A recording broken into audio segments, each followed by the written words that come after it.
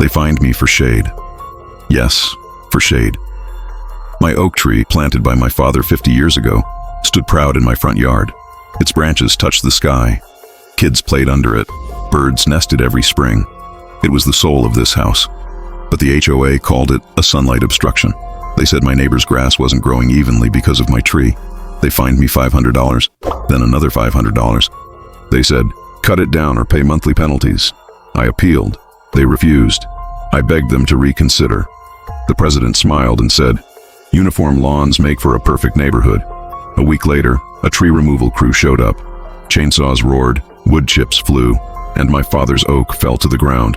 Half a century gone in 20 minutes. The yard looked naked. The house looked dead. Every time I stepped outside, the sun glared into my eyes. It didn't feel like home anymore. That night, I sat on the porch staring at the empty spot.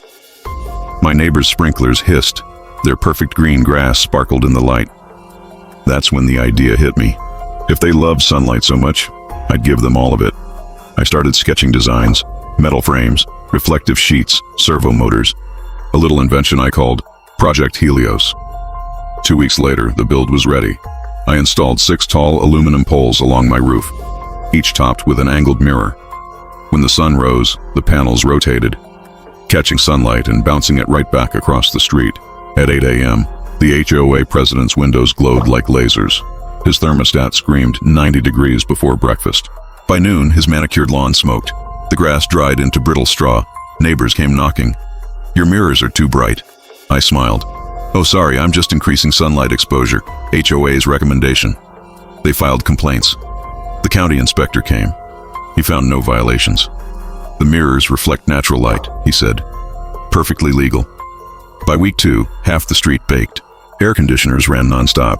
People hung blankets in their windows. Their lawns, those perfect green carpets, turned brown.